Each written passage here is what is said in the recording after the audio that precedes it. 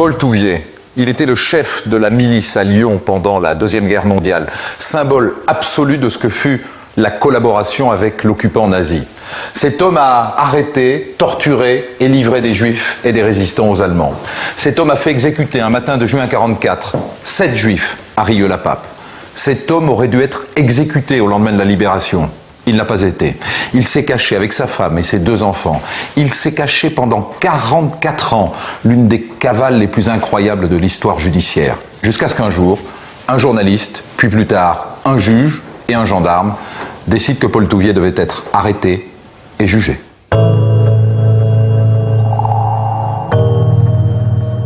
Chambéry. On est au printemps 72. Le journaliste de l'Express, Jacques de Rogy, rôde autour d'une maison sur les hauteurs de la ville. Après des semaines d'enquête, il tient enfin son scoop. Il a retrouvé un ancien criminel de guerre, ici, derrière ces grilles. Un homme qui a échappé à la justice et qui vit caché depuis 25 ans. Un certain Paul Touvier.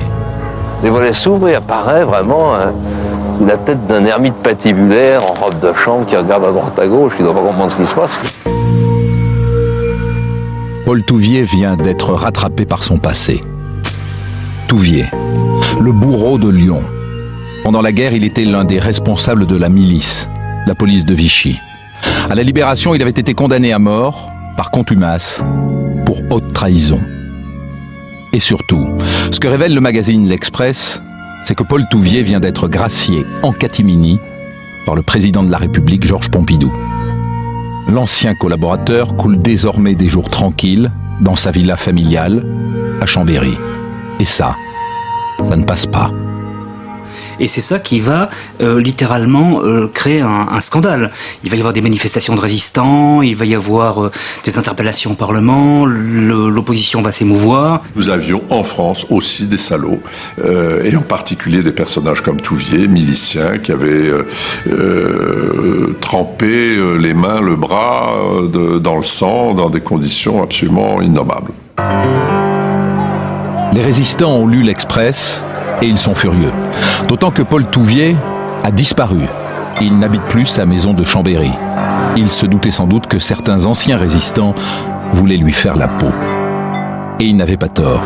Henri Revel, par exemple, un ancien de la résistance de Chambéry, dénoncé par la milice pendant la guerre.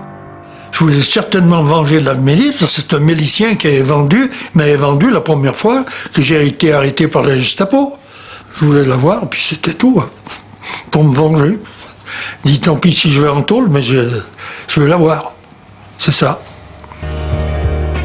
Bobnan, lui aussi, est un ancien résistant. Il a été arrêté et torturé dans les locaux de la milice de Lyon, dont le chef était Paul Touvier. Bobnan, en juin 1972, quand, en lisant, je suppose, l'article de Jacques de Rogy dans l'Express, vous apprenez que Touvier a été gracié. Il a été gracié. On comprend pas. On comprend pas parce que pour nous, les résistants, c'était quand même le chef. Oui, là, on se remet à le rechercher. Là, quand même, ça nous... C'est-à-dire tous les vieux copains se réunissent? Ouais, on se réunit, on se dit non d'une pipe quand même, on va pas... Si on pouvait essayer de le trouver et le coincer et savoir où il est, mais on n'avait pas suffisamment de renseignements. Mais alors le chercher pourquoi, après 72? Pour le tuer? Certains ont dit on veut lui faire la peau. Certains ont dit on veut lui faire la peau, oui, ça c'était... C'était votre avis aussi? Non, moi j'étais pas partisan de le... Je sais pas ce que j'aurais fait, j'en sais rien. C'est difficile à expliquer ce que vous ressentez à ce moment-là.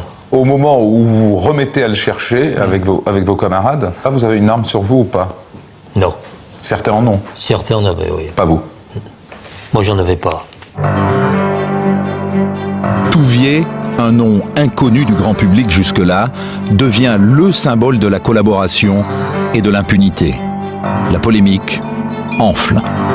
Et donc, il y a une campagne d'opinion si vive que Pompidou se croit obligé, dans la conférence de presse quelques mois plus tard, c'est à l'automne, de se justifier. Est-il indiscret, Monsieur le Président, de vous demander les raisons qui ont motivé votre geste?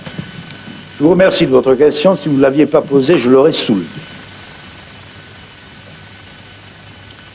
Le moment n'est-il pas venu de jeter le voile, d'oublier ces temps où les Français ne s'aimaient pas, s'entre-déchiraient et même s'entre-tuaient.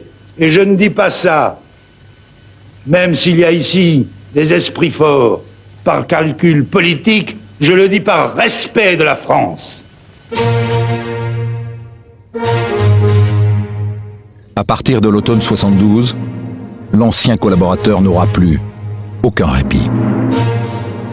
La traque du milicien Touvier commence. Et dans la presse, jour après jour, semaine après semaine, les Français apprennent qui est vraiment cet homme au cœur du scandale. Qui est ce criminel que le président Pompidou vient de gracier. Et les jeunes Français découvrent une page de leur histoire dont on ne leur parlait pas à l'école.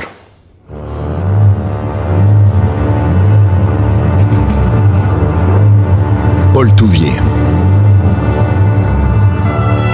Qui se cache derrière ce jeune homme blond, au regard bleu? Paul Touvier est né en 1915 et il a grandi à Chambéry. Il est le second d'une famille de 8 enfants, une famille ultra-catholique, ultra-nationaliste. Son père vénère le maréchal Pétain, le héros de Verdun, pendant la Première Guerre.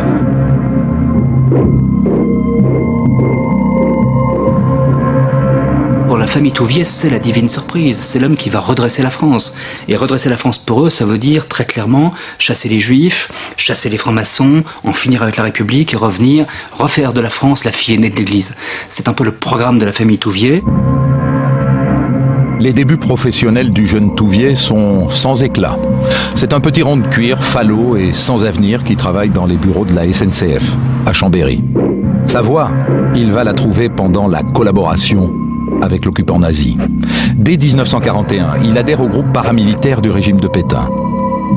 En 1943, il entre à la milice, la police de Vichy. Et très vite, il prend du galon. La discipline librement acceptée du SON. Debout! Et à Lyon, Paul Touvier dirige donc le deuxième service, l'équivalent du deuxième bureau, service de renseignement de la milice, pour 10 départements. C'est-à-dire toute la zone Rhône-Alpes dépend de Paul Touvier. Les locaux des renseignements de la milice sont installés impasse Catelin, dans une ancienne école. Spécialité, chasse aux juifs et aux résistants, réquisition, arrestation, interrogatoire musclé. À l'étage, la salle des tortures. Au rez-de-chaussée, le bureau de Paul Touvier, c'est ici que le chef Paul donne ses ordres.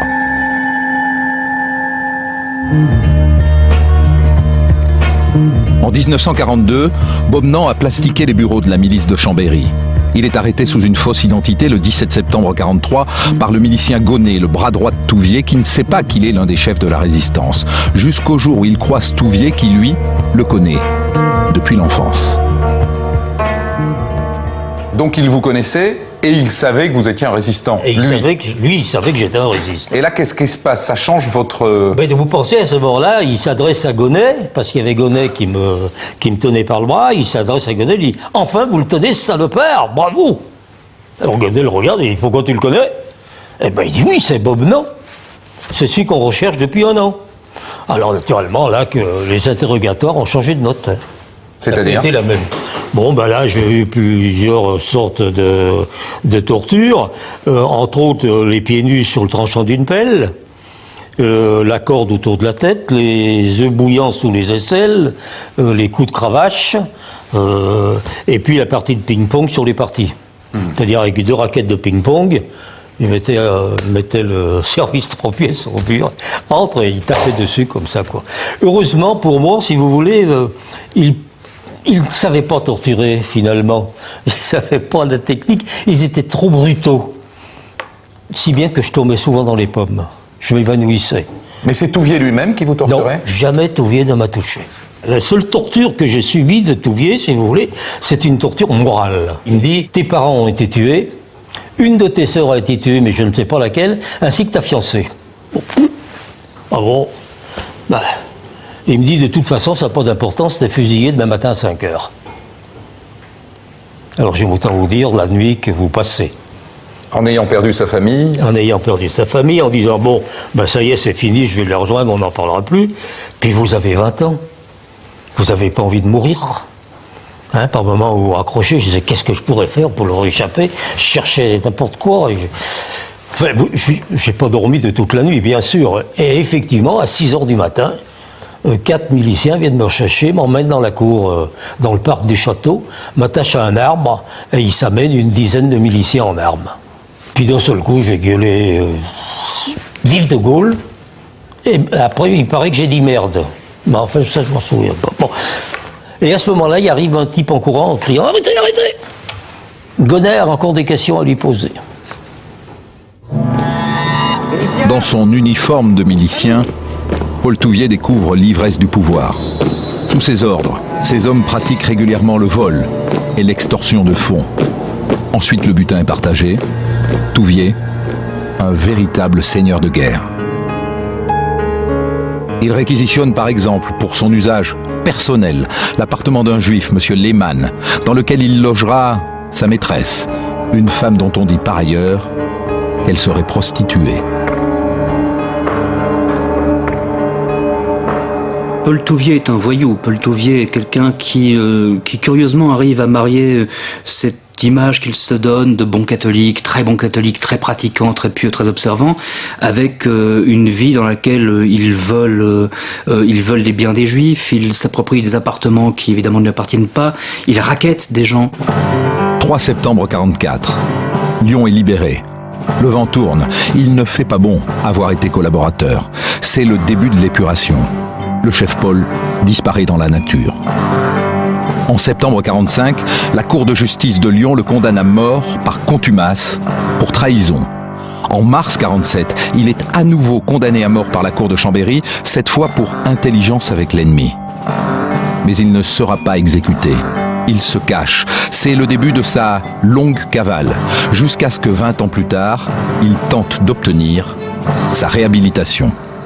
Dès le début des années 60, Touvier commence à faire des demandes de grâce, mais qui vont être refusées tant que De Gaulle est président. D'abord, Edmond Michelet, ministre de la Justice et ancien résistant, oppose très rapidement une fin de non-recevoir.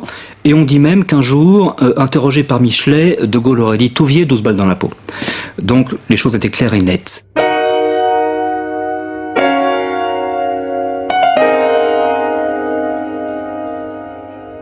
Henri Rousseau, vous êtes historien, spécialiste de la Deuxième Guerre mondiale. Alors pourquoi ce qui était impossible sous le général de Gaulle est soudain possible sous Pompidou? Il a connu la guerre, Pompidou. Oui, pas exactement de la même manière. Il n'a pas l'aura et le charisme héroïque du général de Gaulle. Il est dans une logique de réconciliation définitive. Il veut apurer les comptes de l'occupation, et c'est ainsi qu'il va écouter avec bienveillance un dossier qui va lui être soumis à un moment de la grâce de Touvier. Alors il faudra expliquer de quelle grâce il s'agit, puisque le crime principal est prescrit. Enfin, il ne peut plus. La condamnation principale, est prescrite. Il ne peut plus être condamné à mort. Alors là, c'est un petit détail qui peut paraître surprenant, mais un condamné à mort n'est pas simplement condamné à mort. Il est condamné aussi à d'autres peines. Il est condamné à la confiscation de ses biens. Il est condamné à la privation de ses droits. Ça peut faire sourire, mais c'est ainsi. Et il est condamné à l'interdiction de séjour sur le territoire, que ce soit national ou régional. Bon, alors ça fait sourire, sauf que dans le cas où la condamnation n'est pas exécutée, ce qui arrive quand même, et ce qui est arrivé notamment souvent à l'épuration, les condamnations qu'on appelle accessoires restent. Et Touvier veut faire lever ces condamnations. C'est pour ça qu'il va mener une action. Et le président Pompidou va considérer que c'est une occasion qui lui est offerte de dire il faut mettre un terme à cette polémique. Enfin, polémique, le mot est faible. À cette sorte de guerre civile qui court depuis l'occupation. Il commet là un geste qui est tout à fait à l'encontre, qui va exactement à l'encontre de ce que ressent et ce que peut accepter à ce moment-là l'opinion. Et en effet, à la parution de l'article de l'Express, les résistants qui l'avaient presque oublié lancent la traque. Un groupe, baptisé la Résistance Continue, lui adresse une carte postale. Nous avons décidé par 21 voix contre 2 de vous faire disparaître. Un groupe Action a été chargé de vous abattre avant le 31 décembre 72. Mais rue des Charmettes, à Chambéry, la maison de Touvier est déjà vide. Il a pris peur et il a disparu. Sa maison familiale, abandonnée dans la précipitation, est incendiée par des manifestants en colère. D'anciens résistants retrouvent dans les décombres de la villa une étrange bande magnétique. Un témoignage enregistrés par Paul Touvier lui-même. Après avoir été pendant quelques mois seulement. L'enregistrement a été réalisé par Touvier dans le but de se disculper. Mais c'est exactement l'inverse qui va se passer. Sur la bande, pour la première fois, on a un aveu, à la fois de son grade et de son importance dans la milice, mais aussi de son implication dans l'affaire de Rieux-la-Pape. L'affaire de Rieux s'est passée le lendemain de la mort de Philippe Henriot. De Bourmont m'a dit on est obligé d'exécuter des otages.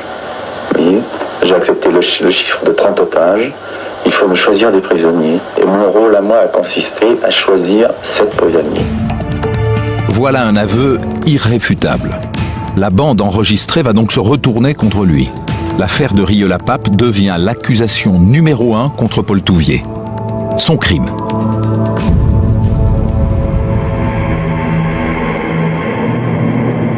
28 juin 1944. Ce jour-là, un passe-Catelin dans les locaux de la milice, c'est l'effervescence. Le porte-parole de Vichy, Philippe Henriot, vient d'être assassiné. En guise de représailles, les Allemands exigent des otages à abattre. La chasse aux Juifs commence. En fin d'après-midi, un groupe de miliciens se rend chez Émile Zézig, petit bonnetier juif de Sainte-Foy, en banlieue lyonnaise.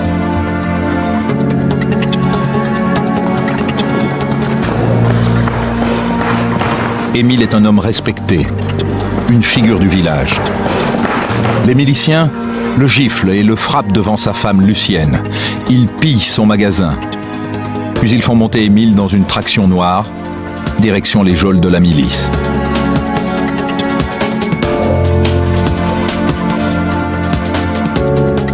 Là, il est enfermé dans un minuscule réduit avec d'autres hommes.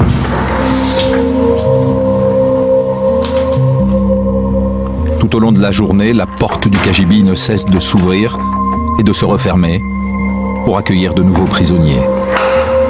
Ils sont sous la surveillance du sinistre Gonnet, l'homme de main de Paul Touvier. Le soir venu, ils sont 11, parmi eux, Louis Goudard, résistant.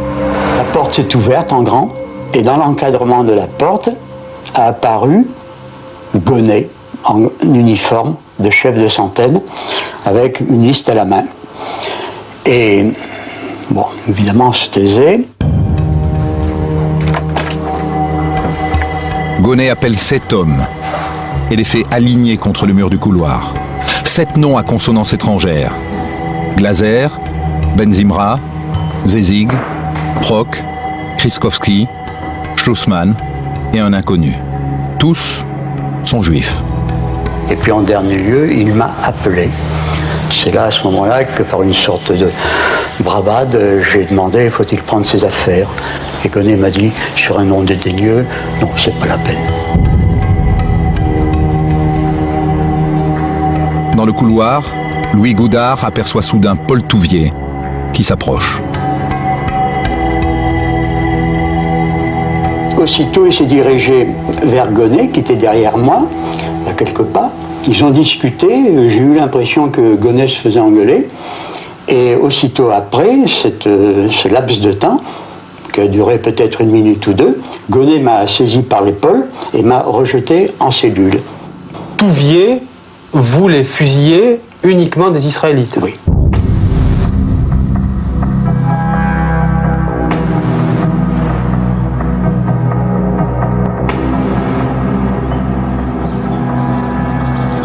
À 5 heures du matin, les voisins du cimetière de Rieux-la-Pape sont réveillés par une fusillade.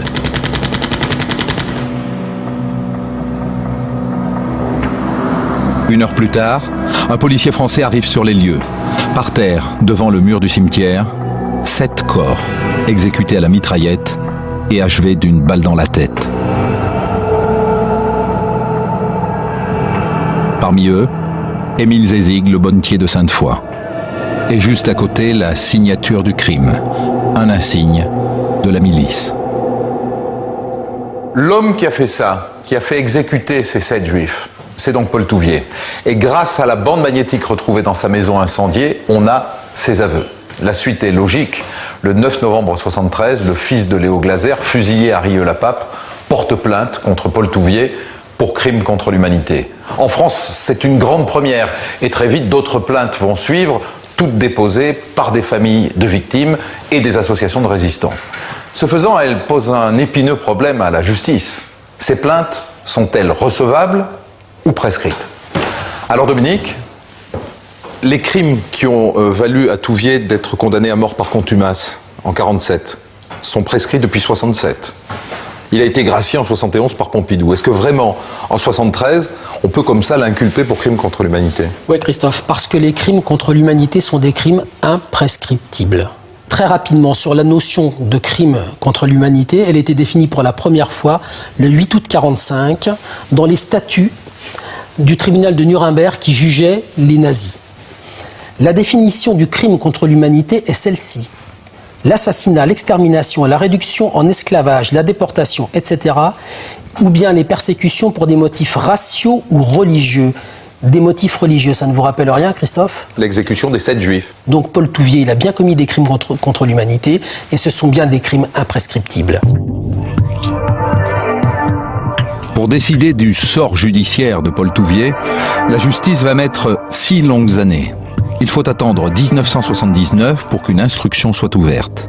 Et en 1981, un mandat d'arrêt est enfin lancé contre lui. La police judiciaire est chargée de le retrouver. Paul Touvier est vraisemblablement toujours en France. D'ailleurs, il vient de donner une interview au Quotidien de Paris. C'est le journaliste Dominique Jamet qui a réalisé cet entretien pendant l'été 80. Un rendez-vous encadré d'un luxe de précaution.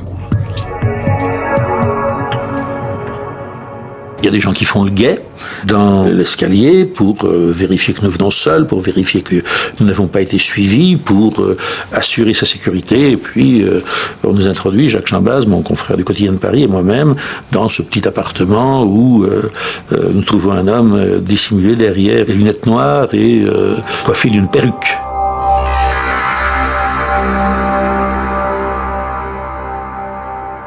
Il craignait, il vivait dans ce mythe des commandos, d'anciens résistants ou des commandos juifs ou du Mossad, je ne sais pas, qui allaient le retrouver et l'assassiner. Touvier se comporte déjà comme s'il était dans le box. Il tente de justifier ce qu'il a fait. À chaque entretien, comme dans cette interview clandestine donnée en 1975 à un journaliste des FR3, même perruque, même discours. Rieux-la-Pape, c'est pas de sa faute. Moi, je n'ai pas ces morts sur la conscience, parce que je ne les ai pas ni tués, ni fait tuer, ni pensé. Je n'aurais jamais eu l'idée de faire tuer quelqu'un, si vous voulez. Mais là, nous avons été contraints par les événements. J'ai essayé de sauver des gens, j'ai essayé de faire du bien. Je pourrais citer bien des gens, bien des résistants, bien des juifs que j'ai arrachés à la mort. J'ai plutôt joué un rôle apaisant, participé à des tortures, il n'en a jamais été question. Ça n'est pas mon genre, je suis un chrétien. Je n'ai jamais donné personne aux Allemands. C'est un problème qui s'est traité entre Français, sous la pression allemande, pour éviter le pire. Mais vous saviez qu'ils allaient être fusillés? Oui. Oui. J'avoue, je le savais. Mais comment fallait-il faire? 10 ans ont passé depuis l'article de l'Express, depuis que Touvier a disparu de sa maison de Chambéry. Henri Revel et ses amis du maquis savoyard espèrent toujours mettre la main dessus. Ils écument la région à sa recherche et mènent leur propre enquête. Touvier aurait été aperçu dans un petit village à Saint-Pierre-en-Chartreuse. Quelqu'un l'aurait également vu de l'autre côté du col, en Italie. Touvier aurait peut-être même trouvé refuge dans un couvent de bonnes sœurs à Challes-les-Eaux. Henri Revel se rend aussitôt sur place. Il a un contact pour pénétrer dans le bâtiment. Je suis rentré dans le couvent, là, par l'intermédiaire d'un collègue qui était... qui faisait les conduites d'eau pour les chauffages et tout. Les anciens de la résistance ne plaisantent pas. Pour la visite, ils sont venus armés. J'avais sur moi toujours quelque chose. C'était pas gros, mais ça faisait quand même. C'était plus facile à planquer. Sur place, Henri Revel se fait passer pour un partisan de Touvier pour tenter de savoir s'il est passé récemment dans le couvent. On est rentré. Il m'a fait visiter tout. Puis en discutant avec la sœur, elle croyait que j'étais du côté de Touvier. J'ai dit, mais monsieur Touvier aussi, qui était venu par là aussi, vous, tout ça. Elle me dit, oui, venez voir sa chambre. Il nous a fait monter voir la chambre.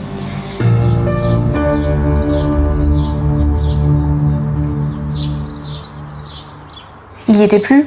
Il n'y était plus. Bien sûr que non. Il s'était tiré, mais où? Les résistants s'activent, mais la police, que fait-elle? La vérité, c'est qu'elle cherche toujours Paul Touvier, mais sans trop de conviction. Elle s'intéresse notamment à des retraits réguliers d'argent effectués par sa femme sur un compte dans une banque de Chambéry. Jusqu'au 19 septembre 1984. Le 19 septembre 1984, énorme coup de théâtre. Une annonce paraît dans la rubrique nécrologique du Dauphiné libéré, le journal régional, et elle retient l'attention de la presse et de la police. C'est un avis de décès au nom d'un certain Paul Touvier. Info ou intox? La mort de Paul Touvier avec un immense point d'interrogation car elle n'a toujours pas été confirmée. L'ancien chef de la milice de Lyon serait mort, si l'on en croit un avis de remerciement publié hier dans la rubrique nécrologique du Dauphiné libéré. Cela dit, il n'y a aucune preuve aujourd'hui de sa mort, ses frères et sœurs n'ont pas été avertis et le registre d'état civil de son lieu de naissance n'a pas été modifié. D'ailleurs, à Lyon comme à Chambéry, personne n'est dupe. C'était une manœuvre grossière pour tenter justement de dissuader à la fois les résistants qui le recherchaient et les services de police pour dire bon, l'affaire est enterrée puisque Touvier est enterré. Mais on s'est vite rendu compte que c'était une manœuvre, quoi. Au moment où paraît le faux avis de décès, ça fait 12 ans que Paul Touvier est en cavale. 12 ans qu'il a fui sa maison de Chambéry, menacé de mort par les résistants. Et ça fait 5 ans qu'il est inculpé de crimes contre l'humanité. La vérité, c'est qu'à aucun moment pendant toutes ces années, la police ne l'a vraiment cherché. Jusqu'à l'arrivée d'un juge qui va enfin lancer la traque. Fin 86, le juge Claude Grelier prend l'instruction en main. Il a la réputation d'être un magistrat déterminé. Et quand il ouvre le dossier Touvier, surprise. J'ai téléphoné à une gendarmerie et à un commissariat de police.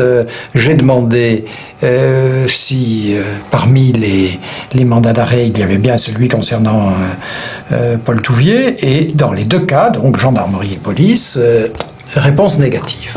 On ne peut que s'interroger dans ces conditions. D'autant que pour le reste, le dossier d'enquête est quasiment vide. C'était vraiment trop, quoi. N'importe qui, à peu près normalement constitué, dit mais qu'est-ce que c'est que cette histoire de fou? On me prend pour un imbécile, donc voilà. Claude Grelier a la conviction que Touvier est protégé. Mais par qui? Pour le savoir, il va s'intéresser à la grâce présidentielle de 71. Le magistrat découvre que Paul Touvier a bénéficié à l'époque de soutien surprenant. Son dossier de recours en grâce regorge de lettres élogieuses et d'attestations de moralité exemplaire signées de noms prestigieux venant des milieux politiques et ecclésiastiques. Un homme y est omniprésent, Monseigneur Charles Ducaire, secrétaire du cardinal de Lyon. À l'époque du recours en grâce, il vient d'être promu au Vatican.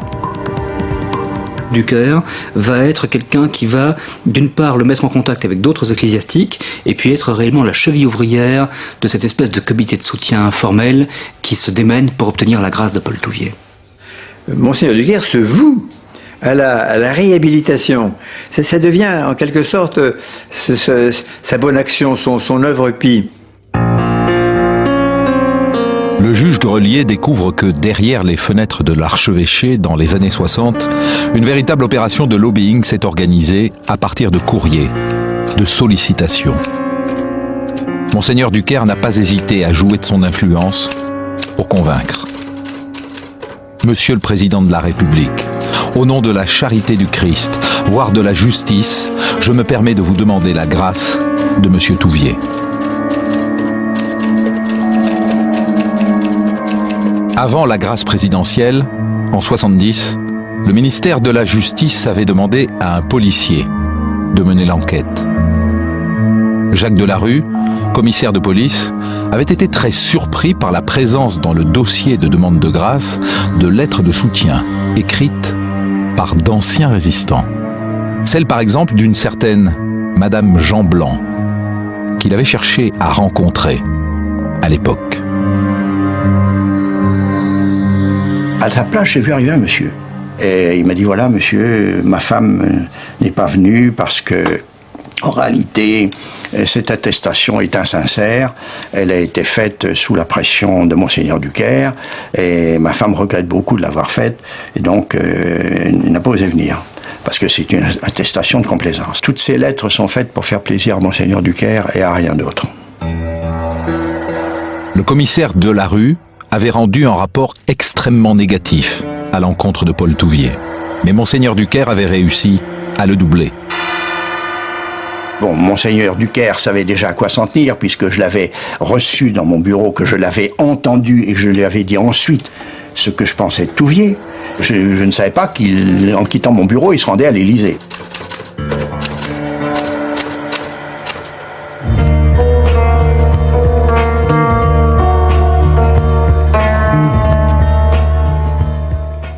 Henri Rousseau, quand Monseigneur Ducaire va plaider auprès de Pompidou la grâce pour Touvier, il le fait pourquoi? Parce que il a des sympathies pour le passé collabo de Touvier? Non, pas du tout. Ou par charité chrétienne? C'est pas quelque chose de politique au sens qui a à voir avec une sympathie pour la Révolution nationale ou pour la collaboration. Ça, à mon avis, ça n'est pas l'élément clé. Ça a à voir avec l'idée qu'il est temps de pardonner, qu'il est temps de refermer les plaies. C'est exactement la position qu'aura Pompidou. C'est d'ailleurs pour ça que le dossier Ducaire, et l'argumentation que Ducaire va utiliser, c'est une argumentation qui sera entendue, et qui est entendue par Pompidou. Ils sont à peu près, je pense qu'ils sont à peu près sur une même position. Alors, le problème de Ducaire, c'est qu'il ne sait pas ou il ne voit pas les crimes réels qu'a commis Touvier. Il y a un élément qu'il ne voit pas, en tous les cas, et il n'est pas le seul à pas le voir à ce moment-là, puisque c'est un élément qui n'apparaît pas ni dans le dossier, ni même dans l'espace public de l'époque, c'est la responsabilité de Touvier à l'égard des Juifs. Mais comment un type comme Touvier, qui finalement est assez falot quand même, peut embrouiller comme ça un évêque? Pourquoi? Parce que je pense que c'est aussi le caractère falot du personnage qui joue. C'est-à-dire que probablement Monseigneur Ducaire comme d'autres ont vu en Touvier le pécheur, c'est-à-dire celui qui avait péché. C'est pas le grand pécheur, hein, c'est pas Darnan, hein, c'est pas le chef de la milice, c'est pas Pétain, c'est le pécheur qui est récupérable. Il y a une réconciliation possible, il faut tourner la page. Mais pour le juge Grelier, les protections de l'Église ne suffisent pas à expliquer la si longue cavale de Paul Touvier. Pourquoi, en 40 ans, la police n'a-t-elle pas réussi à l'interpeller? Et la surprise, le juge découvre qu'il a été arrêté en 47, alors qu'il n'était en fuite que depuis 3 ans. Il a même été emmené dans les locaux des renseignements généraux rue des Saussaies, à Paris, pour un long interrogatoire. Touvier se révèle être une parfaite balance. Touvier dénonce absolument tout le monde. Il dénonce des gens qu'il connaît, des gens même qu'il ne connaît pas mais dont il connaît le prénom ou les initiales du nom. Il dénonce les gens qui l'ont caché. Il dénonce les curés, il dénonce... toute personne qui peut être dénoncée par Touvier l'est, dans un procès-verbal d'une dizaine de pages. Et le lendemain, Touvier prend son manteau sur le bras, ferme son veston et s'en va par les couloirs et par la grande porte de la rue des Saussaies.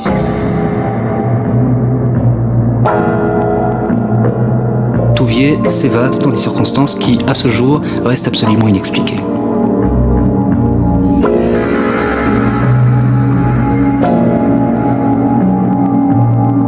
On peut penser que ces jours-là, il y a eu un marché entre Paul Touvier et les renseignements généraux. Mais ce n'est qu'une hypothèse.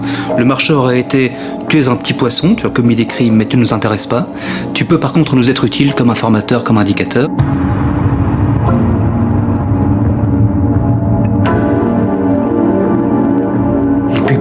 Personne ne s'intéresse à lui. Les années 50, c'est une période très particulière au regard de ce qui s'était passé pendant la guerre. On a plutôt tendance à oublier, on ne veut pas remuer ces vieilles choses. Personne ne s'intéresse à lui. Touvier peut donc reprendre une vie normale.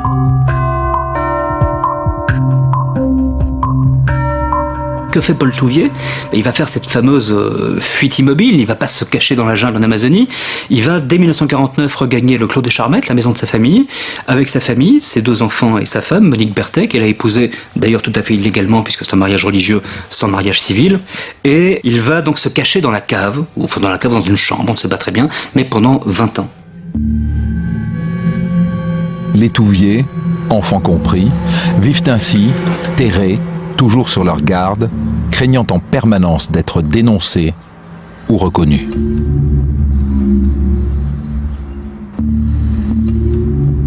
C'est un peu heureux, là. Il évoque sa fin finale, son exécution, les trous noirs des fusils tournés vers lui. Et cet homme a peur. Il ne sort plus il ne circule que la nuit. Il s'agit de ne pas être intercepté par un barrage.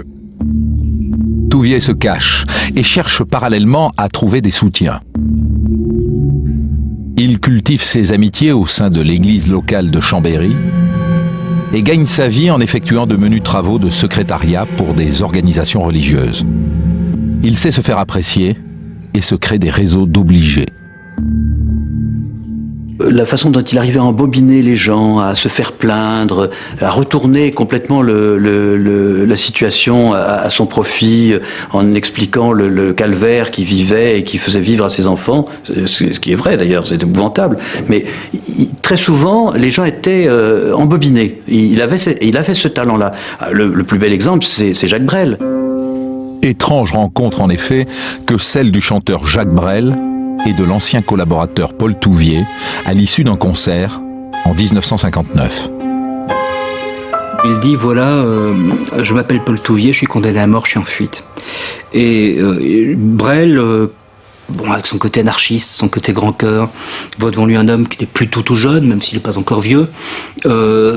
Il a pitié. Et il discute, il se parle. Touvier, semble-t-il, évoque certaines bêtises qu'il a faites pendant la guerre, mais évidemment sans insister et sans trop dire ce qu'il a fait. Et Brel va le prendre sous son aile protectrice et en faire son homme de confiance pendant plusieurs années. C'est Brel d'ailleurs qui aidera Touvier à réaliser anonymement un surprenant disque d'éducation sexuelle à destination des enfants. L'amour et la vie est édité par Philips en 1967 et recevra d'ailleurs un bel accueil de la critique. Bref, la famille Touvier coule des jours presque tranquilles, cachée dans sa villa des Charmettes. Et de temps en temps, une fois par mois au début, puis une fois tous les 2 mois, puis 2 fois par an peut-être, la police, la gendarmerie viennent frapper à la porte, voient François Touvier, le père, et ils disent on cherche votre fils, vous l'avez pas vu ? Ah non, dit François Touvier, je ne l'ai pas vu. Fin de la discussion, la police, les gendarmes s'en vont, et Paul Touvier continue à lire ses journaux, lire ses livres derrière la porte. Il aurait suffi de pousser la porte, et ce n'est pas une image, il aurait suffi de pousser la porte, et la cavale de Paul Touvier s'arrêtait. Aucun policier, aucun gendarme pendant 20 ans n'a jamais poussé cette porte. C'est assez étonnant. Le constat du juge Grelier est simple. La police n'a pas voulu arrêter Touvier. Ni avant la grâce présidentielle de 1971, alors qu'il était seulement caché derrière la porte de sa villa, ni depuis le scandale de la grâce et sa fuite. Dans le même temps, le juge constate qu'il n'existe pas le début d'une piste dans le dossier pour retrouver l'ancien chef de la milice de Lyon. Excédé, il décide donc de frapper fort. Fin 87, le magistrat retire l'enquête à la police judiciaire et confie la traque de Paul Touvier aux gendarmes. En parallèle, il informe le plus haut niveau de sa hiérarchie de ses soupçons. J'ai seulement dit au ministre, c'est la gendarmerie qui est saisie. Je savais à ce moment-là qu'il y avait, disons le mot, un traître parmi la police. Bon, voilà, donc le traître était désigné.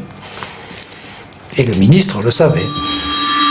L'enquête est désormais dirigée par le colonel Jean-Louis Recordon, chef de la section de recherche de Paris. Un homme passionné d'histoire et prêt à relever le défi. Moi, à partir de ce moment-là, j'ai décidé que, effectivement, nous mettrions les moyens pour trouver et arrêter Paul Touvier et à le présenter à la justice. C'est ça ma mission, ça a été ça mon travail. Alors j'ai mis un peu mes tripes, j'ai mis ma conviction. La première étape est laborieuse. Tous les fichiers de l'administration de la sécurité sociale jusqu'au PTT sont passés au crible, à la recherche d'un signe de vie des Touvier, ou alors des Berthet, le nom de famille de sa femme. On a cherché partout, nous n'avons trouvé aucune trace. Ils n'avaient pas d'existence légale. Ils n'avaient plus d'existence légale, ces braves gens. Donc, à partir de ce moment-là, comme je vous l'ai dit, pour moi, pour mes enquêteurs, il est évident qu'il y avait quelque chose. Il y avait donc quelqu'un qui avait organisé la clandestinité. Les gendarmes ne sont pas les seuls à se lancer à la poursuite du milicien. À Paris, dans les bureaux du Canard enchaîné, les journalistes mènent leur propre enquête. Il y a que dans la mafia qu'on arrive avec une organisation structurée, où on arrive à disparaître comme ça. Mais il disait, il faut forcément qu'il y ait des réseaux de soutien extrêmement puissants et organisés, parce que sans ça, c'est pas possible. D'autant que ça n'est pas une, mais 4 personnes qui ont disparu. Paul Touvier, sa femme et leurs 2 grands-enfants. Dans le dossier, les gendarmes cherchent donc un indice. Comment vit cette famille et qui peut l'aider ? Voyant tous les ecclésiastiques qui tournaient autour de cette affaire, j'ai pensé qu'effectivement, Paul Touvier pouvait bénéficier d'un soutien de ce type.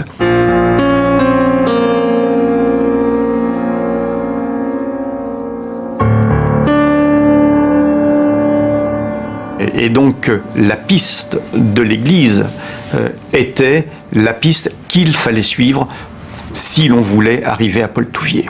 Le problème, c'était de savoir où.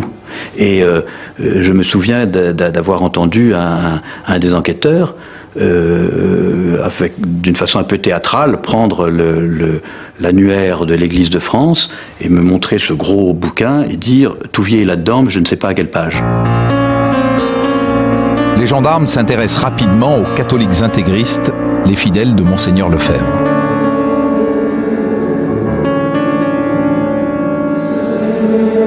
Leur fief est à Écône, en Suisse. Et j'ai fait une sorte de rapprochement. J'ai dit Touvier, c'est l'extrême droite, etc. Les intégristes, politiquement parlant, se situent également un peu sur ce type d'échiquier.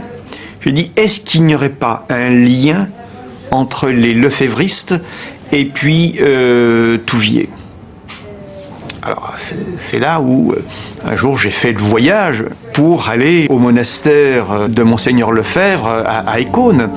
J'y suis allé incognito.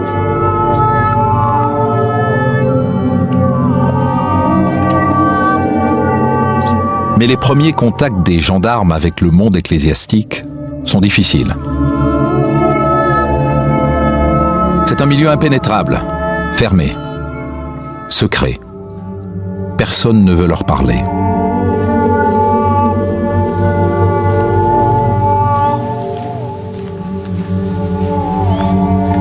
Pour passer la porte des abbayes, les gendarmes vont donc cruiser et se faire passer pour des pèlerins qui demandent l'hospitalité. Je passais à pied, donc c'était facile, je suis entré, on m'a accueilli comme je pense on accueille toutes les personnes un peu dans la détresse aussi peut-être, je sais pas.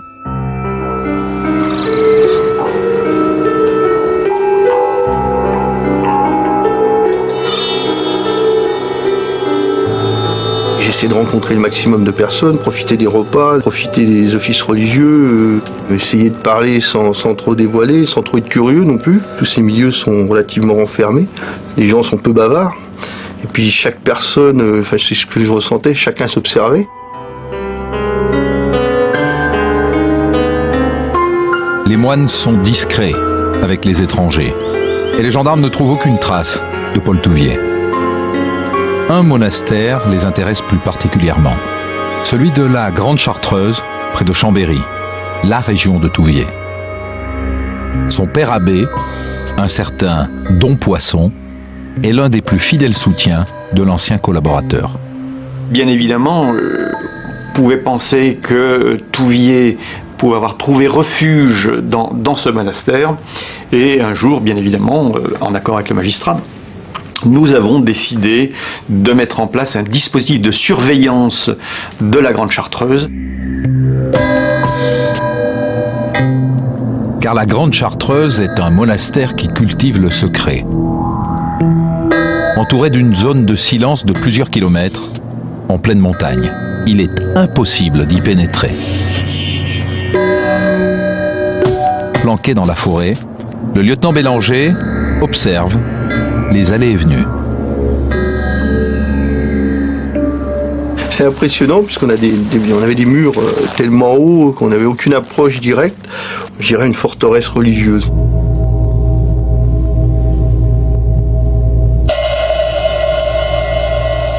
On a pris un télescope d'observation des astres pour rentrer dans les cellules où on espérait à un moment ou l'autre voir à travers des petites lucarnes apparaître la tête d'un vieil homme pouvant ressembler à Paul Touvier. En sachant que les dernières photos, nous, qu'on possédait étaient de 1973, donc c'était vraiment pas facile, mais on pouvait ajouter à ça la présence d'une femme et de deux personnes entre 30 et 35 ans qui pouvaient être les enfants, donc si on avait réuni les 4 personnes, ça aurait pu être lui, quoi. Après 3 semaines de surveillance, toujours aucun signe de Touvier. Du côté de l'enquête du Canard enchaîné, en revanche, il y a du nouveau. Les journalistes ont récemment retrouvé des documents inédits sur les réseaux qui protègent l'ancien milicien.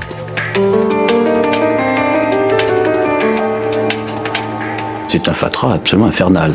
Il y a des lettres, des trucs, des coupures de presse, des documents divers, tout est en vrac. Et on voit toujours les ultra-catholiques, et notre attention est attirée par les Chevaliers de Notre-Dame, qui est une petite association, une secte un peu bizarre, qui a manifestement une culture d'un peu d'association secrète, avec comme emblème un espèce de chevalier avec une armure, et puis une croix palmée, enfin bon, et tout ça est entouré un peu d'un décorum secret et un peu ridicule.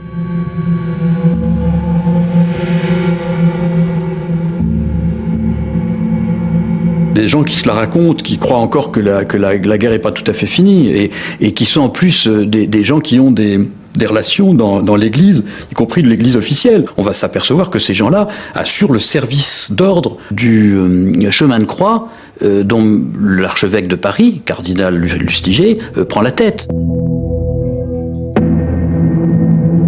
Il y a un service d'ordre avec des brassards, et ce sont ces gens-là. Parmi eux, le maître des chevaliers, un certain Jean-Pierre Lefebvre. Ancien Waffen-SS de la division Charlemagne, un Français volontairement engagé sous l'uniforme nazi pendant la Seconde Guerre mondiale.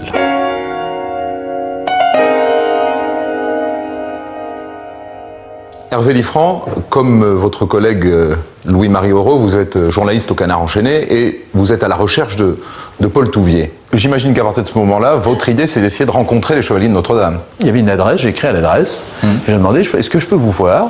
Mais tout à fait, c'est ouvert, venez, tout le monde peut venir nous rencontrer, nous sommes à Montmartre, tel jour, etc. C'est ouvert, ils ne demandaient rien. Alors la grande surprise, je vois des gars habillés comme des chevaliers du Moyen-Âge, d'autres comme des pages, avec vraiment tout le décorum de l'époque. Souvent, effectivement, il y avait quelques jeunes, mais beaucoup de très âgés. Et après, tous ces gens-là se sont retrouvés dans la sacristie, dans une maison religieuse qui est à côté de la basilique de Montmartre, pour parler. Et là, je suis tombé sur il y avait un gars qui semblait être le chef, qui s'appelle Jean-Pierre Lefebvre, et il se met à sortir ses histoires sur la guerre, sur comment il a sorti Paul Touvier de Hautecombe, de l'abbaye de Hautecombe, dans le coffre de sa voiture. Il raconte que Klaus Barbie est une pauvre victime de la justice française. Il se met à sortir tout ça, mais c'est absolument hallucinant. Et vous savez pas qui c'est à ce moment-là? Je sais pas vraiment qui c'est. Je sais que c'est un des chefs des chevaliers. Et puis un peu plus tard, je m'en vais, et une personne à peu près aussi âgée que Jean-Pierre Lefebvre s'en va aussi. Et on devise en allant vers le métro. Et ce monsieur m'explique que Jean-Pierre Lefebvre, comme lui, sont des anciens de la Waffen-SS, engagés donc dans la division Charlemagne, et ont combattu sur le front de l'Est avec les nazis.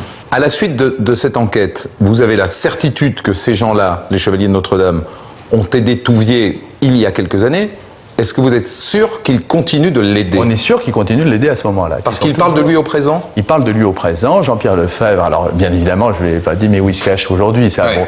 Bon, là, ça, bon, je doute que j'aurais eu la réponse et puis là, il se serait vraiment méfié. Mais c'est clair à ce moment-là qu'ils savent où il est, qu'ils le protègent et qu'ils continuent à le protéger. Avant de publier leur article, les journalistes du Canard enchaîné décident de confronter leurs informations avec celles des gendarmes. Moreau du Canard enchaîné me téléphone. Je vais publier un article sur les Chevaliers Notre-Dame. Je sais que vous êtes en train d'enquêter dessus. Est-ce que c'est bien le réseau de soutien de Paul Touvier? C'était le coup de massue sur la tête, la douche écossaise. Quelques secondes de silence. Je dis mais monsieur, écoutez, attendez, qu'est-ce que vous me racontez? On s'est aperçu qu'en réalité, de ce côté-là, ils savaient que c'était du côté des catholiques qu'il fallait chercher, que c'était dans ces milieux ultras, mais le fil leur manquait. Le colonel, qui travaille depuis des mois dans la plus grande discrétion, craint que les révélations du Canard enchaîné ne donnent l'alerte à Touvier et à son entourage. Puis, est-ce que vous pouvez différer la publication de votre article? Laissez-moi une quinzaine de jours. Il a dit, mais si vous publiez ça, ça va nous gêner beaucoup. Bon, c'est pas dans les usages du Canard de négocier avec la gendarmerie de la place et de la date de l'apparition d'un article. Les journalistes du Canard enchaîné ont l'intention de sortir leur papier dans 10 jours. Grâce à eux, les gendarmes ont maintenant des noms et des adresses précises. Le fondateur des Chevaliers de Notre-Dame, dont Gérard Lafont, père abbé à l'abbaye de Visque dans le Pas-de-Calais, et Jean-Pierre Lefebvre, patron des Chevaliers de Paris. Avant la sortie du Canard, les gendarmes ont donc une grosse semaine devant eux. Jean-Louis Recordon décide de mettre les membres de l'ordre des Chevaliers sur écoute. Donc rue de Berne, dans le sous-sol, avait un local qu'on avait aménagé, où on avait toutes les tables d'écoute nécessaires. Et donc, en direct, avec des instructions, de jour comme de nuit, vous réveillez tout le monde, et tout le monde sur le pont, et là, on part. Là où il faut partir, on part. L'article du Canard enchaîné doit sortir en kiosque le mercredi 15 mars 89. Et la veille, dans les sous-sols de la gendarmerie, ça bouge. Le mardi à 17h, conversation téléphonique entre certaines personnes qui étaient sur écoute, disant il y a un article qui concerne Paul dans le Canard enchaîné de demain. Il faut qu'on se serre les coudes, on ne peut pas laisser tomber Paul, il faut qu'on réagisse. Alors pour moi, j'ai su immédiatement qu'il y avait quelqu'un de bien placé qui effectivement était dans le réseau de soutien de Paul Touvier. Qui donc peut connaître l'existence de l'article avant même la parution du Canard? Les renseignements généraux peut-être, qui ont des copies du journal dès sa sortie des rotatives, le mardi. Donc dès ce moment-là, on voit, que la filière fonctionne, et deux, qu'elle a des soutiens, y compris à la préfecture de police. Le 6 janvier 89, le juge Grelier a quitté Chambéry. Un nouveau juge, Jean-Pierre Getty, reprend le dossier. Lorsque paraît cet article du Canard enchaîné, quel effet ça a sur votre enquête?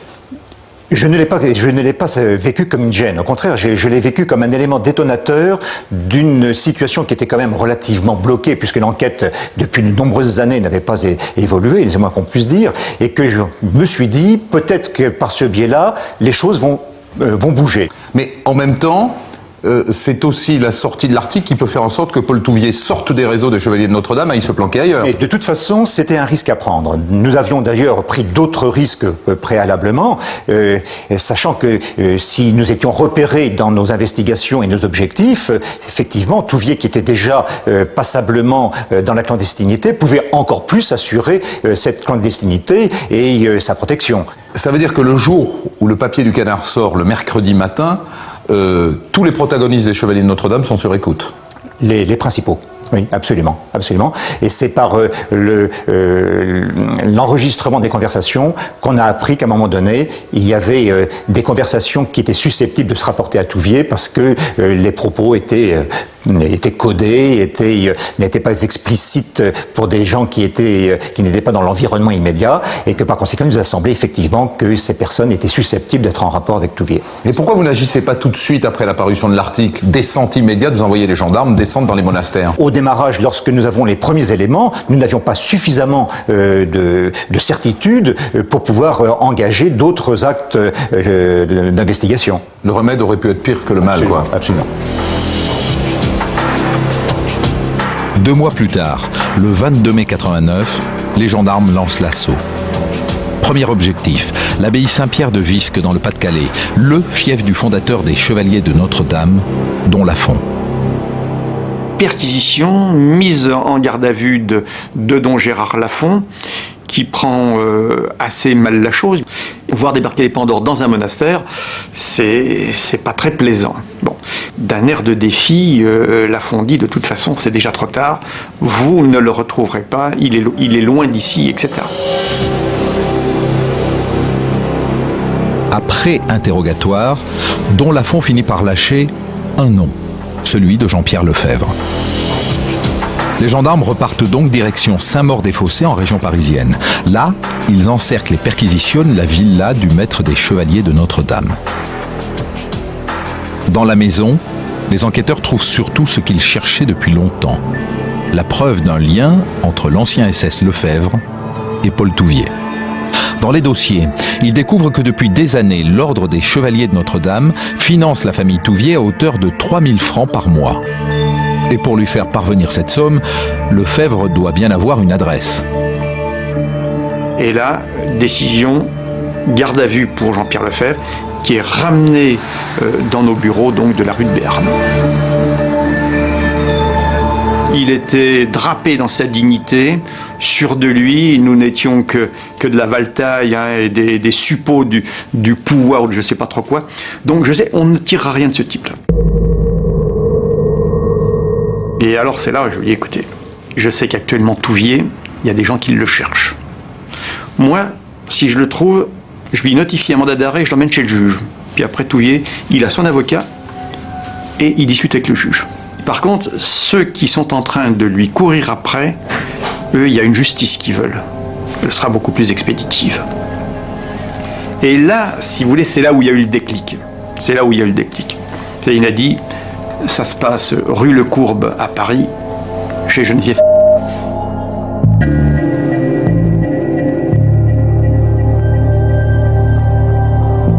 Et nous voilà partis, toute sirène hurlante, rue Le Courbe à Paris. On gravit les étages et on sonne. Et elle non plus dit ne pas savoir où se trouve la famille Touvier. Alors là, elle voulait son confesseur. Elle voulait parler, parce que bien évidemment, elle avait des problèmes moraux, ce que je peux parfaitement comprendre. Elle ne voulait pas dénoncer. Et puis, bien évidemment, au bout d'un moment, elle nous lâche le nom d'un ancien officier donc de Versailles. Alors, elle ne nous donne pas trop d'explications. Elle dit, moi, je remets de l'argent, une certaine somme d'argent, tous les mois, dans une enveloppe, à cette personne, etc. Les 3 000 francs destinés à Paul Touvier transitent donc par la main de cette femme, direction Versailles. Et chez l'officier versaillais, c'est le même scénario. Lui non plus ne sait rien de la cachette actuelle de Paul Touvier. Il ne connaît que l'adresse à laquelle il fait parvenir l'argent destiné à l'ancien collaborateur, un monastère près de Châteauroux. C'est un véritable jeu de piste. Touvier n'a pas oublié les méthodes de la milice. On n'avait pas affaire à un malfaiteur qui fuit en avant, dans une course éperdue. On avait à quelqu'un qui raisonnait son problème, qui raisonnait ses protections. Un des grands principes du renseignement, mais ça c'est vieux comme le monde, c'est de cloisonner les contacts de façon à ce que si un réseau tombe, si un élément tombe, on ne puisse pas faire le lien avec l'extérieur. Donc Jean-Pierre Lefebvre, il connaissait Geneviève, il remettait tous les mois cette enveloppe, les gens de Versailles ne les connaissaient pas. Et comme ils ne connaissaient pas tout le réseau de monastères. La dernière adresse donnée aux gendarmes par l'officier versaillais est un Carmel de Bonne Sœur, à Saint-Michel-en-Brenne, dans la région de Châteauroux. Un couvent de la mouvance de Monseigneur Lefebvre, la Fraternité de Saint-Pie-X. Le colonel de gendarmerie locale me dit, vous savez, c'est un Carmel, vous n'avez pas le droit d'y rentrer, c'est interdit. Je lui dis, écoutez, moi, peut-être, je fais une commission rogatoire, j'ai un mandat d'arrêt. Je lui dis, moi, il est applicable dans tout lieu. Je ne connais pas de lieu interdit, donc les églises ne sont plus des lieux de protection, etc. Il faut me verrouiller tous les accès, je veux une protection tout autour, hein, et puis nous, on investit le Carmel. 19h le soir, frappe à la porte du Carmel. Alors évidemment, quand la mère supérieure nous a vus arriver, que je lui ai dit que je venais faire une perquisition, surprise. Les 40 gendarmes fouillent chaque recoin, chaque cellule du monastère. Et pendant ce temps, le colonel Recordon, lui, se charge d'interroger l'aumônier, pas très causant. Je lui fais notifier, pour gagner du temps, une mesure de garde à vue, comme ça, pour qu'il comprenne bien que maintenant, on allait travailler, commencer à travailler sérieusement, et qu'on n'était pas venu ici uniquement en touriste. Hein. Et donc, rien à sortir de ce type. Quand soudain, dans l'un des pavillons du monastère, les gendarmes découvrent 2 valises au nom de Paul Lacroix. Je dis, au fait, c'est à vous, l'abbé, c'est mal? Je ne connais pas. Ben, j'ai dit, il avait marqué dessus Lacroix. Je dis, monsieur Lacroix, qui est monsieur Lacroix? Je ne connais pas. Alors j'ai dit, vous préférez qu'on parle de Paul Touvier? Parce que moi, je savais que c'était un des pseudos de Touvier. Alors là, il accuse le coup. Je fais ouvrir les malles. La première chose, en ouvrant la première malle, on trouve une croix de fer de la Deuxième Guerre mondiale. Alors, je peux vous dire, et puis un de mes gars commence à gratter un petit peu, Touvier, Paul Touvier, etc. Donc, on venait de mettre la main sur 2 des malles des archives de Paul Touvier. L'aumônier, c'est forcément quelque chose. Alors, je le vois, il se trémoussait, le pauvre gars, il ne savait pas trop. Puis, au bout d'un moment, il me dit, écoutez, ils ont quitté Mazières-en-Brenne, il y avait 48 heures. Ils sont maintenant au prieuré Saint-Joseph à Nice. La soirée est déjà bien avancée. Et Nice est à plus de 800 km. 2 jours se sont écoulés depuis le début des opérations. Et les gendarmes craignent que Touvier soit prévenu de leur arrivée. Je leur dis maintenant, les gars, il n'y a pas 36 solutions. Et nous voilà partis. Alors on a quitté Mazières-en-Brenne, il était minuit. De sa voiture, le colonel Recordon appelle ses collègues niçois pour placer le prieuré sous haute surveillance. Je dis, tu laisses rentrer dans le monastère, tout ce qui rentre, ça rentre. Mais tout ce qui sort, tu interpelles, garde à vue, garde à vue, garde à vue. Il me dit, t'es sûr? J'ai dit, j'ai un mandat d'arrêt. J'ai dit, je t'assure que c'est béton et je peux te dire que cette affaire va faire du bruit quand elle va sortir, quand demain, si je trouve ce que je trouve, ça va faire du bruit.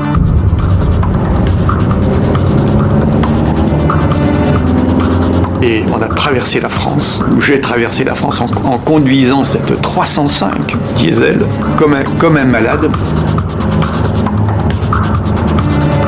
Épuisé, l'équipe de gendarmes arrive à l'aube du 24 mai 89 sur la promenade des Anglais. Le prieuré Saint-Joseph est niché en plein cœur de Nice, caché derrière de hauts murs. Il est réputé intégriste et très conservateur. Les gendarmes ont encerclé tous les bâtiments et ils attendent. À 8h30, ils frappent à la porte. Il y a un jeune abbé qui vient me répondre. Alors le gars il commence à me dire non, vous pouvez pas rentrer, le responsable n'est pas là, revenez un peu plus tard. Alors, comme j'avais prévu le coup, je lui dis non, il est hors de question, et il essaye de fermer la porte. Mais j'avais mis tout de suite le pied dans l'entrebâillement de la porte, ce qui fait que il peut pas fermer la porte. Un petit coup d'épaule sec, on ouvre la porte, etc. Et là, il commet l'erreur, mais bon, de toute façon, c'était joué cette fois. À ce niveau-là, c'était joué. Je le vois qu'il lève les yeux en haut. Et je dis aux gens, l'étage, tout de suite l'étage. Jean-Louis Recordon et son adjoint Philippe Maty se précipitent dans l'escalier. Maty avait une longueur d'avance devant moi et il ouvrait les portes. Bon, apparemment, il n'y avait rien d'autre qui passait. Et à un moment donné, il ouvre une porte et là, il se fige.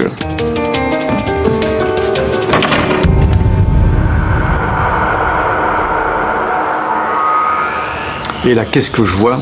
Au pied du lit, en pyjama, Paul Touvier, qui était là, immobile. Je crois qu'il avait la brosse à dents à la main.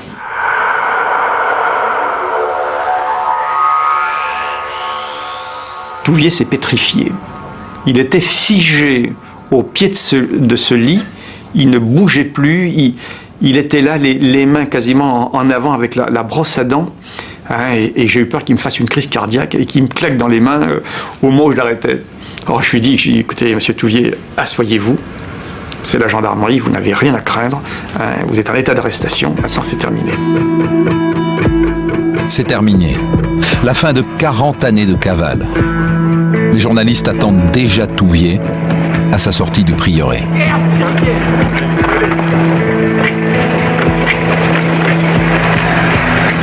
Paul Touvier, vous regrettez?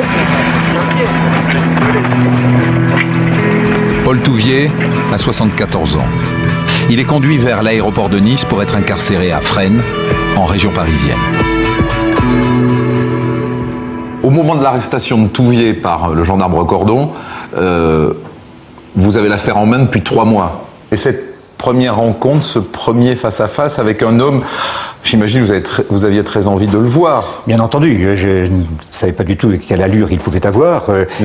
Et d'entrée de jeu, Touvier a contesté toute participation et implication dans les crimes qui lui étaient reprochés. Qu'est-ce qu'il dit par exemple au sujet de Rieux-la-Pape, puisque c'est là que se trouve le crime contre l'humanité constitué? Monsieur Touvier ne s'explique pas comme ça d'entrée de jeu en disant c'est vrai, c'est faux. Touvier finit par admettre avoir désigné 7 juifs arrêté et détenu dans les locaux de la milice Impasse Catelin à Lyon.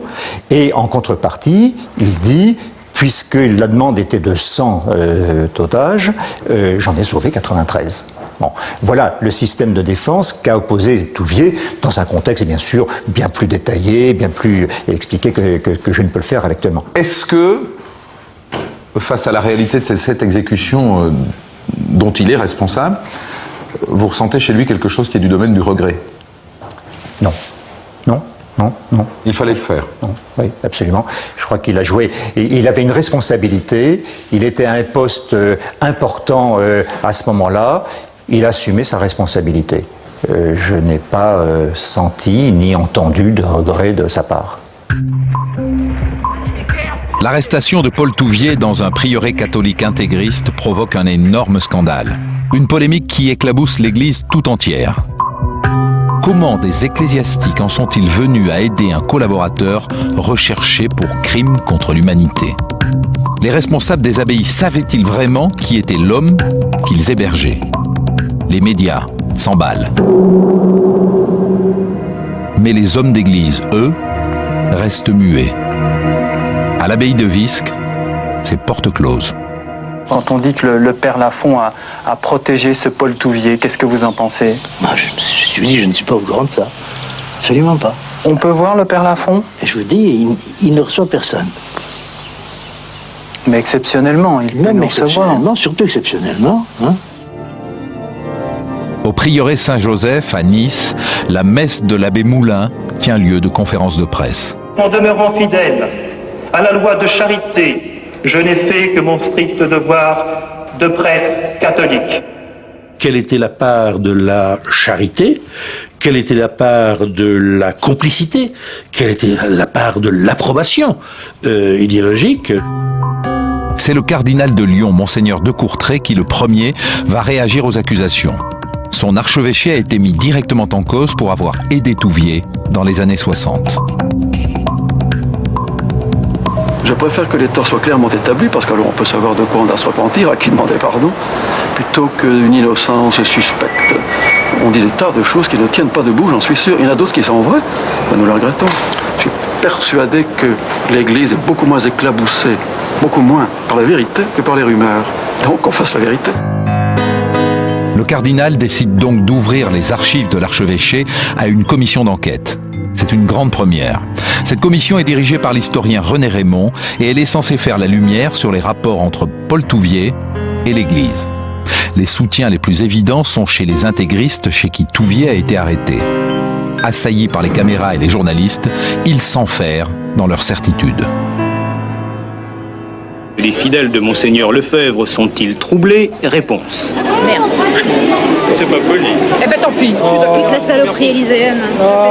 Il n'y a pas assez de désinfectants. C'est dépassé, écoutez, 40 ans après, c'est ridicule. Vous avez des résistants qui ont commis des assassinats et des meurtres, qui auraient besoin d'être arrêtés aussi.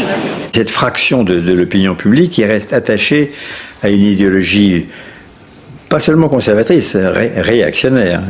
Ceux-là, pour eux, au fond, sont pas loin de penser que Touvier est un martyr et qu'il a souffert pour leurs idées. Mais il n'y a pas que chez les extrémistes que l'ancien criminel de guerre a été reçu, logé et nourri. La commission d'enquête tente de retracer la route de Paul Touvier dans les monastères français. À l'abbaye bénédictine de Solesmes, par exemple, le père hôtelier Louis Soltner a rencontré la famille Touvier au début des années 70. Le premier mot qu'il m'a dit, je me souviens de sa première parole, je m'appelle Paul Touvier. Ah, tout de suite, je m'appelle Paul Touvier. Ça m'a rappelé quelque chose d'ancien, j'avais dû entendre ce nom-là, mais je ne savais pas, vous voyez. Voilà. Donc, il vous a expliqué? Ah oui, il m'a expliqué tout de suite. Tout de suite. Non, il n'a pas caché.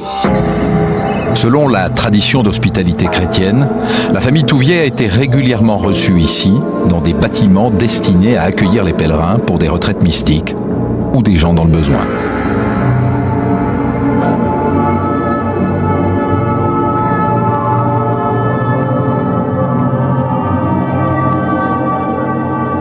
Il y a aussi un argument très fort que Touvier a. Touvier se déplace avec sa famille, sa femme et ses 2 enfants, qui sont des adultes à ce moment-là. Mais Touvier aura tendance à dire, moi, vous pouvez me jeter dehors, mais ma famille, qu'est-ce que vous allez en faire? C'est son personnage, toujours caché derrière les autres, toujours n'assumant jamais, et éternel fugitif et éternel innocent, bien sûr, éternelle victime. Un an plus tard, les historiens enquêteurs rendent leurs conclusions sur l'implication de l'Église dans l'affaire Touvier lors d'une conférence de presse. Le rapport est plutôt charitable. Il est bien clair qu'à aucun moment, l'Église, au singulier, comme institution ou comme corps social, n'est intervenue. Il n'y a pas eu de stratégie d'Église, il n'y a pas eu de délibération. Pas de stratégie. En revanche, la commission révèle de nombreuses implications à titre individuel. Il y a beaucoup de monde, beaucoup d'ecclésiastiques, et même plus qu'on ne savait. Vous verrez un certain nombre de noms qu'on ne s'attendait pas à trouver. Des catholiques intégristes ont sans doute aidé Touvier par conviction, les autres par charité chrétienne.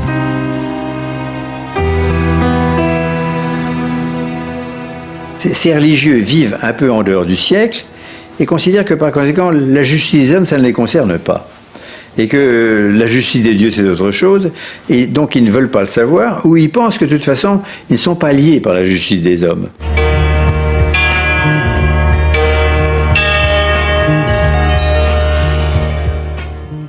Des prêtres ont caché, planqué Touvier en cavale.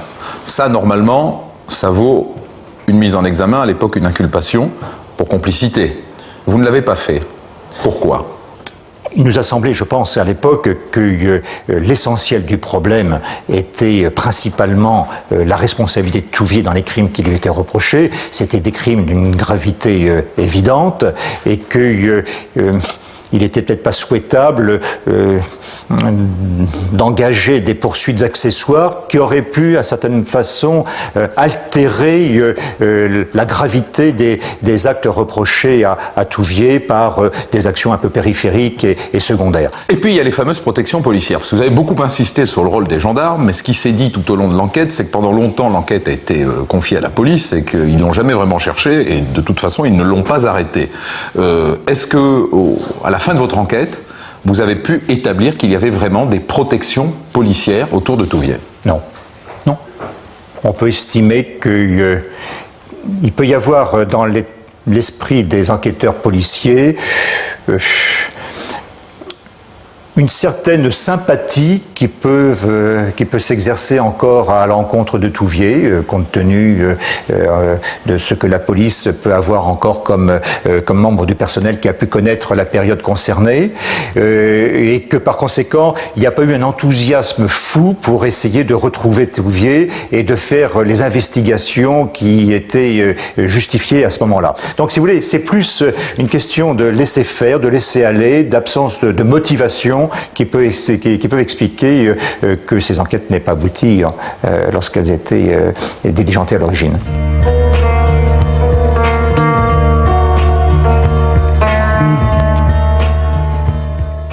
Dominique, finalement, qu'en est-il de ces policiers qui auraient en quelque sorte couvert la cavale de Touvier? Alors, ceux qui ont eu à connaître de cette affaire, notamment les deux juges d'instruction, ont des points de vue différents. Le juge Getty dit, lui, Touvier n'a pas été protégé par la police à ma connaissance. Le juge Grelier dit, lui, j'ai quand même des doutes. Alors, une rumeur a couru, après l'arrestation de Touvier, sur la présence au sein des renseignements généraux, ça n'est qu'une rumeur, d'un policier qui aurait fait partie de l'ordre des chevaliers de Notre-Dame, ceux qui protégeaient Touvier. Ça n'a jamais été établi. Maintenant, pour ce qui est certain, en 1947, quand Touvier ressort du ministère de l'Intérieur rue des Saussets, il a dû quand même bénéficier d'une aide des policiers parce qu'on ne sort pas comme ça du ministère de l'Intérieur. Alors, certains pensent qu'après, il était redevable et qu'il a peut-être fourni des renseignements à la police. Échange d'informations, classique. Ce qui est certain aussi, c'est qu'après son arrestation, on va découvrir dans ses malles, c'est un maniaque qui note tout, on va découvrir ses petits carnets. Et sur l'un de ces carnets, il a écrit, en 1960, il parle d'un rendez-vous qu'il a eu dans le cabinet de son avocat avec un commissaire DRG qui s'appelle le commissaire Caille. En fait, Touvier explique que ce commissaire voulait lui proposer un deal, c'est-à-dire il cherchait des informations sur des gens de l'OAS qui étaient en cavale. Peut-être pensait-il que Touvier, lui aussi en cavale, allait pouvoir rencontrer ces gens de l'OAS et lui fournir des informations. Touvier dit « j'ai refusé ». Troisième élément, il apprend la publication sur la liste de cessation de recherche numéro 783 du ministère de l'Intérieur de son nom. C'est-à-dire qu'il apprend qu'il n'est plus recherché, que les recherches le concernant ont cessé. Il a même le numéro de la note 783. Alors qui peut lui fournir un renseignement pareil sinon un policier? En tout cas, c'est pas son avocat, pas quelqu'un de son entourage, ça ne peut être qu'un flic. Arrêté en mai 89, Paul Touvier va passer 2 ans en détention préventive. 2 ans pendant lesquels ses avocats vont déposer plusieurs demandes de remise en liberté. Et le 11 juillet 91, Touvier a gagné, il est libre en attendant son procès. Reste une question. Touvier peut-il être jugé? Ou alors ses crimes sont-ils prescrits? C'est la chambre d'accusation de la Cour d'appel de Paris qui doit trancher. Touvier est un vieil homme, il a 77 ans. Il est malade. Il va peut-être devoir retourner en prison. Le 13 avril 92, les juges annoncent leur décision. Il n'y aura pas de procès Touvier.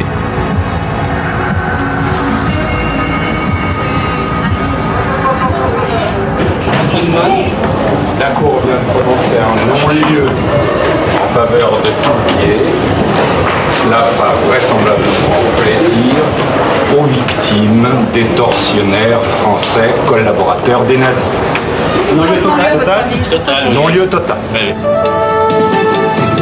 La Cour d'appel de Paris a estimé au terme d'un arrêt de 215 pages qu'il n'y avait pas de charge suffisante contre l'ancien chef des renseignements de la milice lyonnaise. Paul Touvier est libre. C'est le scandale. La décision de non-lieu provoque la colère dans la rue. Voilà mon numéro. Tenez, on est mort une deuxième fois aujourd'hui. Voilà ce qu'il nous reste de numéro. C'est l'indignation jusqu'à l'Assemblée nationale. Je sollicite de notre Assemblée le silence.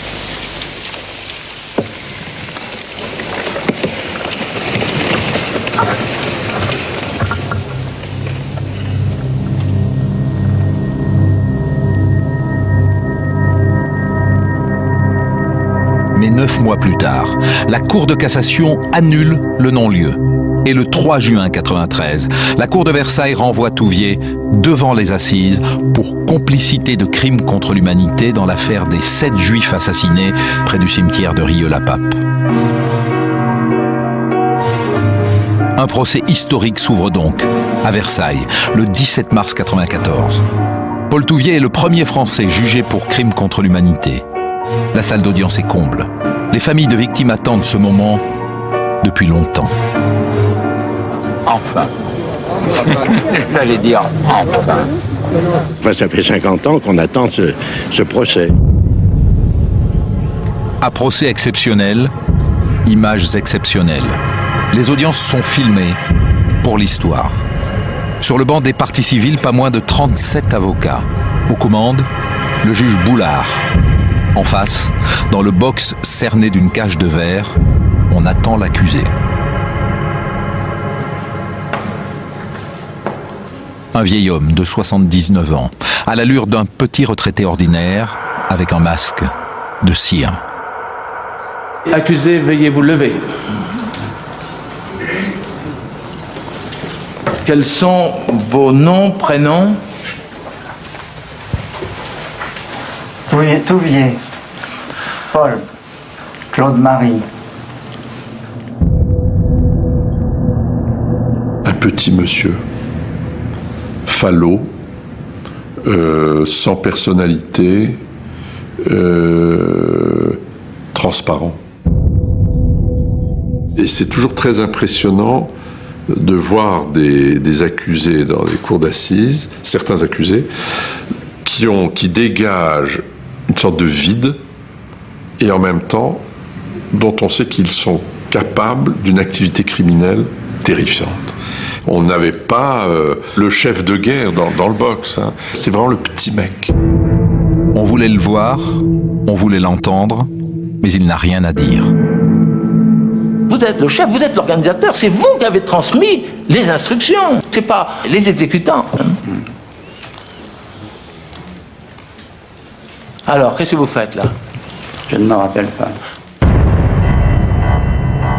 Paul Touvier a la mémoire sélective. Il nie tout.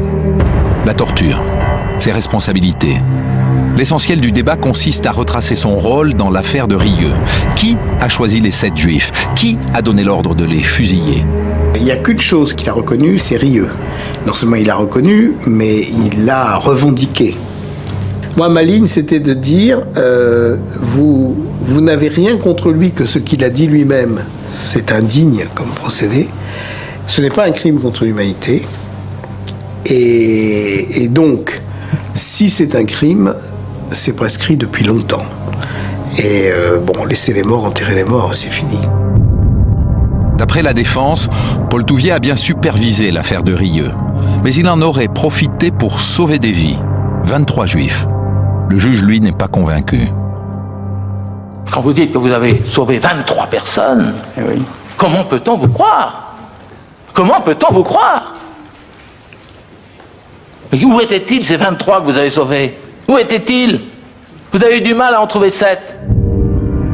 Dénégation, bafouille et silence. La lecture de son journal intime à l'audience trouble encore plus Paul Touvier, un petit cahier vert qui le trahit. Voilà un document du 21 avril 1985. C'était un amusement. Un amusement. Pourquoi vous dites que c'est un amusement? Parce qu'il y a de tout là-dedans. Oui. Mais vous savez peut-être qu'il y a des choses qui vont vous gêner. Ah, pas du tout. Pas du tout. Non. Dimanche 18 mai, 19h, le magazine de la semaine 7 sur 7, présenté en alternance par Anne Sinclair et Jean Lanzy. Le grand témoin, Elisabeth Badinter. Alors, en marge, vous avez Femme Badinter. Et en travers, Ordures juives, TF1. Vous avez dit tout à l'heure que c'était des plaisanteries. Est-ce que vous ne continueriez pas à nourrir des sentiments quand même antisémites, là? Oh non, c'est un accro. C'est un accro, et pardon, je vous en prie un peu de silence.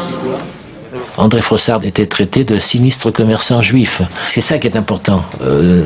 Comme je l'ai déjà dit, l'idéologie restait intacte. Une idéologie fondée sur le mépris de la personne humaine. Voilà un type qui, 40 ans après, continuait à vomir une sorte d'antisémitisme d'une violence rare. La salle est accablée, d'autant que pas un mot d'excuse ne sortira de la bouche de Paul Touvier. Je crois honnêtement qu'il pensait, et moi aussi je le pensais, je n'ai pas à demander pardon à ces gens-là. À ces gens-là, c'est-à-dire à la justice, c'est-à-dire même au parti civil, je n'ai pas à demander pardon. Et à ce moment-là, bien que les faits fussent éloignés, et bien que ce fût un vieillard misérable qui était dans le box, dans sa cage vitrée, c'est vrai que sur le plan moral, il méritait tout à fait que l'on ait continué à le poursuivre et qu'on le jugeât même 50 ans après les faits. 20 avril 1994, le verdict tombe. Réclusion à perpétuité. Il est le premier Français condamné pour crime contre l'humanité. Quand vous le voyez à la télévision, là dans son box, derrière sa vitre, vous avez de la haine ou de la pitié pour lui? Les deux à la fois, je vous dirais. Les deux à la fois. Est-ce qu'il s'est, d'une manière ou d'une autre, excusé? Jamais. Pas un mot? Pas un mot, jamais. Il dit aussi, j'ai tout oublié. Bon, en même temps, il est vieux. Écoutez, on oublie certaines choses, c'est vrai. Hein, j'ai 83 ans. Il y a des choses qu'on arrive à oublier. Mais pas ça. Alors. On oublie les noms des fois. Des fois, j'ai du mal à me rappeler les noms de certaines personnes. Mais on n'oublie pas ce qui s'est passé, on n'oublie pas les tortures qu'on a eues, on n'oublie pas ce qu'on a fait aux autres, on n'oublie pas ce qui s'est passé par la suite. C'est pas possible. Il est condamné à la réclusion criminelle à perpétuité. Oui. Vous êtes soulagé de ça? Oui, quand même, je dis enfin, il y a une justice payée, parce que je pense quand même, j'ai eu 17 copains qui sont morts. 17 bons copains. Voyez-vous, à l'heure actuelle, avec 17 de vos amis, et que 2 ans après, vous en avez 17 qui sont morts, ou en camp de concentration, ou fusillés, ou torturés, ou abattus en combat, vous pouvez pas l'oublier, ça. Donc pour eux, vous êtes heureux de le voir partir en prison jusqu'à la fin de ses jours. Voilà.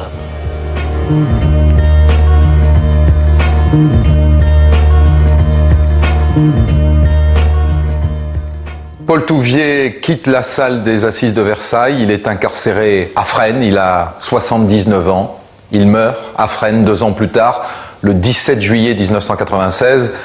Et à son enterrement, l'abbé Philippe Laguérie, qui est un fidèle de Monseigneur Lefebvre, évoque son âme délicate, sensible et nuancée.